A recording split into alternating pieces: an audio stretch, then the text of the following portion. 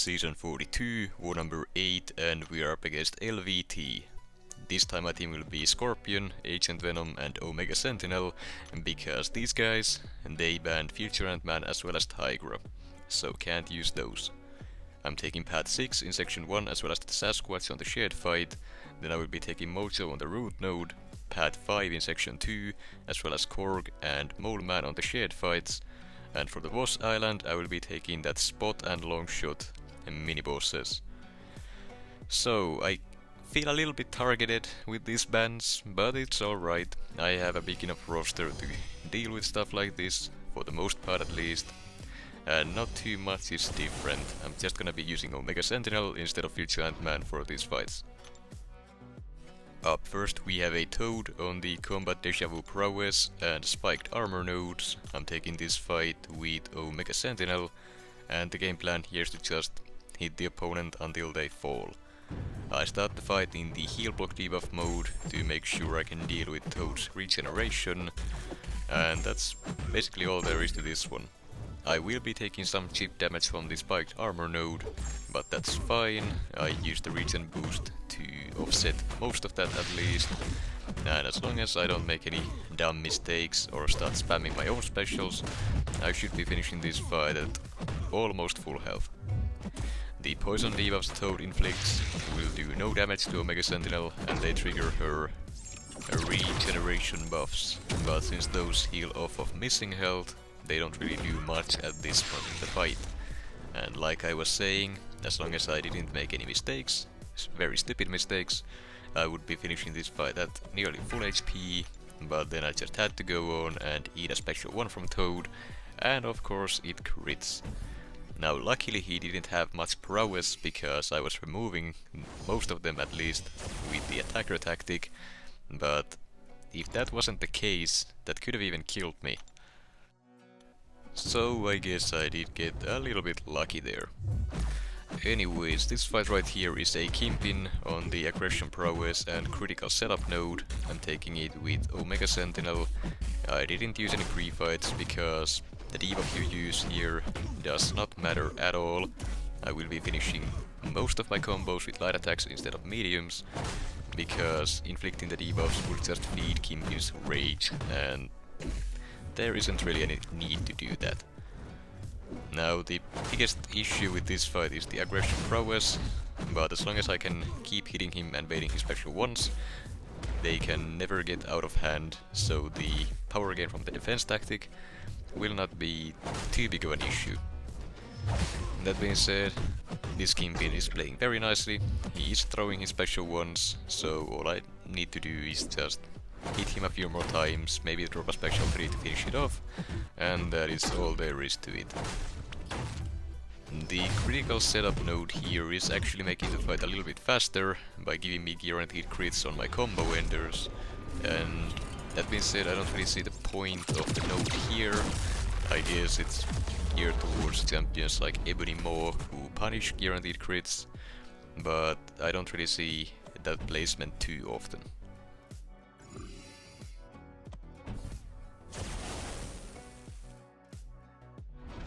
Next up we have a Sasquatch on the Ebb and Flow knockdown and right back at it nodes. I'm taking this fight with Scorpion, and I went ahead and removed my recoil masteries because, well, I wasn't sure if I was gonna be spamming specials here or not, so just to be safe I took them off so I wouldn't be nuking myself down with those.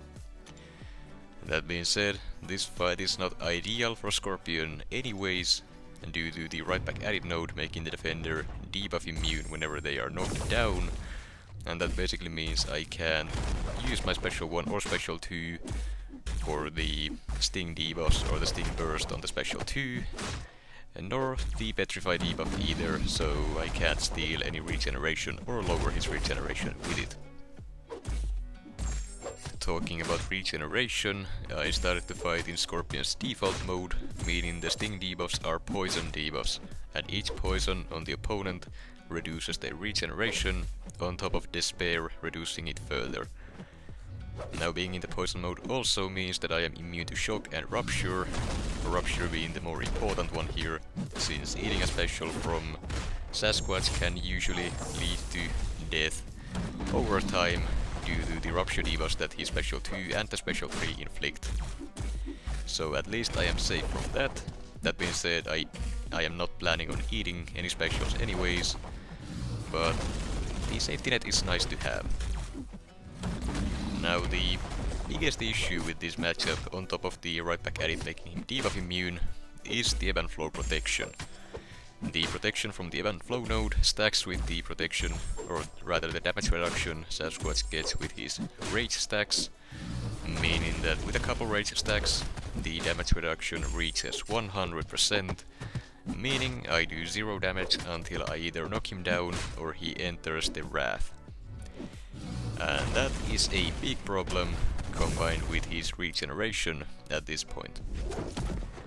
That being said, I do have the Agent Venom synergy here, giving me Fury passives for each Sting debuff I have on the opponent, allowing me to kinda fight back against it.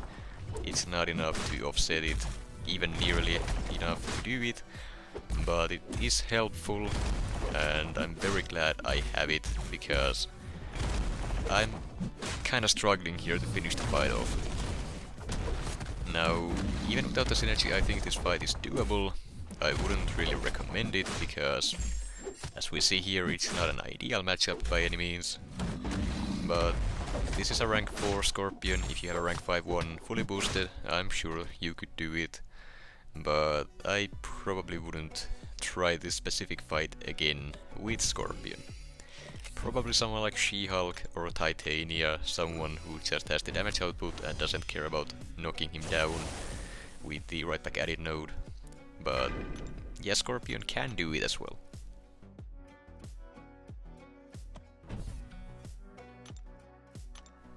Next up we have a Mojo on the Scared Stiff and Power Focus 2 node. I'm taking this fight with Scorpion as well, and I'm using the Poison mode for these two. Now the game plan here is to just be very aggressive and spam special 1s to get as many Sting debuffs on the opponent, giving me a ton of damage output whenever the opponent uses a special, as well as giving me a ton of those Fury passives from the Agent Venom synergy. Now I will be doing my best to avoid triggering these prompts.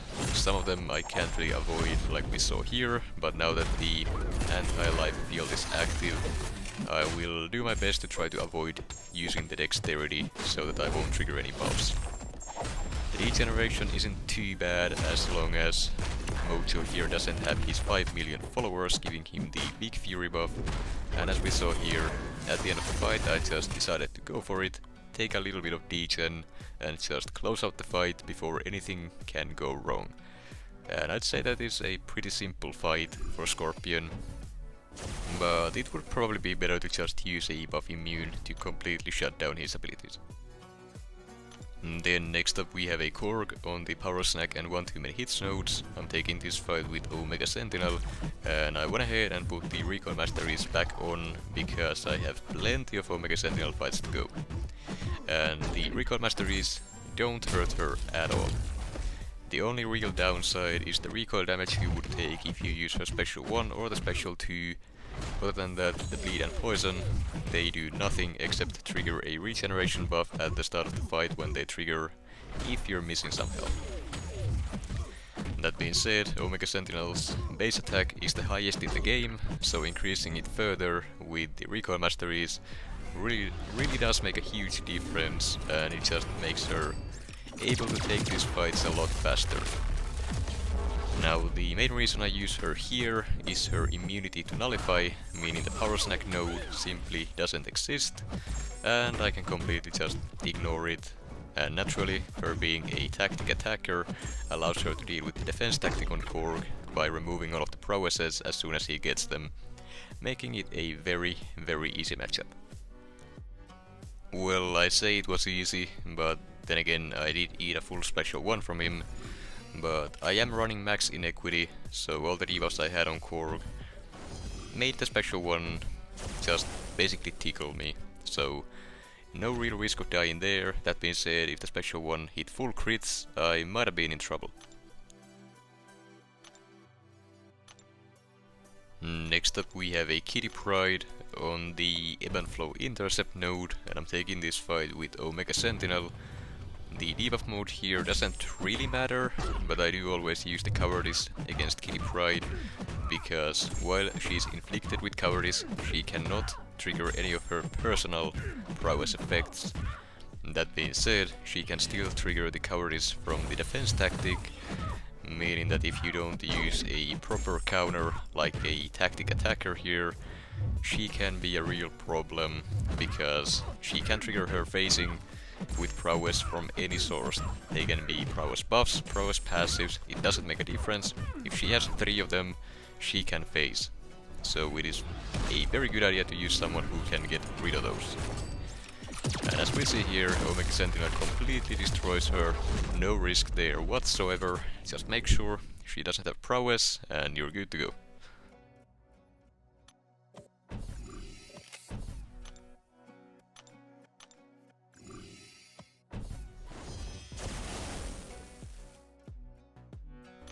Next up we have a Man-Thing on the Ebb and Flow Intercept and Mighty Charge node. I'm taking this fight with Omega Sentinel, and the idea here is that since Omega Sentinel is immune to Nullify, there isn't gonna be any armor breaks, no poisons, nothing like that, and since Man-Thing can't nullify the buffs he inflicts on me either, it means that he can't really constantly trigger MD. That being said, whenever those buffs do expire, they should be feeding MD, but it seems that whoever plays this Man-Thing is not running, well, at least not running high level of MD. I can't really tell if he has any at all, because of all the power burn that Omega Sentinel is inflicting whenever she lands a hit. So with MD5 this one would be a little bit more annoying, because they would be spamming a lot more specials, but even then the fight itself wouldn't be all that different. You basically just hit the opponent until they die, and that's about it. I will be going for a bunch of intercepts here, basically whenever I have an opportunity to do so, to keep the protection down, and I guess I might be playing a little recklessly here, but that's mainly because of the auto-block safety net that Omega Sentinel has. Even if I do get clipped, like I did there on a dashback, there really isn't any risk of dying, because the auto-block will save me. That being said, this fight was pretty easy. Of course, high levels of MD would have made it a lot slower and a bit trickier to deal with, but even then Omega Sentinel shouldn't have any issues taking it. The extra power control from the attacker tactic is very helpful for matchups like that. Then we have a Mole Man on the Ebb and Flow Intercept and Mighty Charge node, and I'm taking this fight with Omega Sentinel as well. And Mole Man here is a tactic defender, meaning that anytime they trigger a shrug off, or anytime I land a critical hit, and they gain prowess, and they will start gaining power for any prowess they have. So the interesting thing about this matchup is that whenever Mole Man here dashes forward, they get a prowess passive from the defense tactic. And that comes from the Mighty Charge node triggering a Purify, even though it has no target debuff to Purify. The defense tactic itself states that whenever a debuff is purified, the defender gains prowess, but since there isn't any debuff to Purify, I believe that the prowess shouldn't be triggering, but since shrug off abilities can trigger even without a target, there is something going on there that allows him to do that. Now this is true for any tactic defender on these nodes, which is very unfortunate. It happens on whenever the protection node comes back as well, and there really isn't much you can do about it except just use a counter, and that's all there is to it. Now a neat little trick I used there was that when Mole Man had enough mass to trigger his frenzy, I went ahead and dashed at him while he was blocking, hit his block to trigger the frenzy, and then used my SP3 immediately before he could counter me with the unstoppable, so that I could just make sure the frenzy is up, so it would allow me to plant parries if necessary, since it turns off his shrug off mechanic for the duration of the frenzy. I didn't really utilize that, but I decided to show it off anyways, because I think it's cool and it's very useful in some situations. Just a few more hits and Mole Man goes down. The fight itself is fairly easy with Omega Sentinel, although it is a little bit slow. Omega Sentinel has never been the fastest attacker, but she works very well and she is pretty safe to use.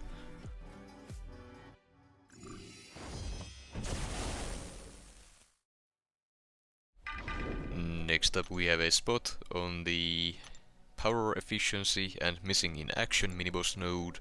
I'm taking this fight with Spot, and once again I have removed my recoil masteries because I don't want to take any risks by melting myself with the recoil. Now the game plan here is just do medium combos for the most part, spam my special one to get as many of those sting debuffs up as possible, to make him nuke himself whenever he uses specials. The passive furies are also helping me with that, and then I just bait special ones, punish them to pause his spot gain, so that he wouldn't go untouchable, but here he does get enough spots, so I just punish his special one anyways to trigger the untouchable, and then back off, let it run out. And the neat thing about this matchup is that Scorpion is the only rupture immune champion in the game, making him one of the best options for Spot. I can trigger the untouchable by hitting his untouchable without having to worry about the burst of damage on the instant ruptures, and even if he hits my block or hits me directly while the untouchable is active, none of the ruptures can trigger, so there is no risk whatsoever with this matchup. Just slow and steady, bait special ones, punish them, use your special one, and that is all there is to it. He goes down in just over a minute, and I had a lot of fun with that one. His special one is pretty fun to dex in my opinion. And then we have the final fight of this war, a Longshot on the Conflictor miniboss node, and I'm taking the fight with Omega Sentinel. The debuff mode you use here doesn't make a difference, but I always default to the heal block 1 to shut down willpower, although in this fight I only use the debuff to trigger Conflictor once later in the fight. The key here is the White Magneto pre-fight, making your parry stuns passive so that they can bypass the Conflictor node, so you won't be feeding him too much power from that, and you also get easy openings throughout the fight. So the strategy I have here is just parry, throw medium, light, back off, then parry again and repeat, gain power to your special 3, after that parry and throw a medium combo to trigger Conflictor with the debuff, then throw the special 3 while the Conflictor node is on cooldown, so that the incinerate debuffs will stick with the special 3. After that you can just do parry heavy for the rest of the fight to keep the incinerate debuffs paused, doing all the work, and that is the fight. It is very easy to do as long as you do it right. As far as his specials go, I will not be dexing them. I will only block them, both the special ones and special 2. Doesn't really matter which one you bait, Omega Sentinel doesn't get punished by either of them, but just do not try to dex them. Just block them, parry them, either way, you don't want to be triggering MD to give him power.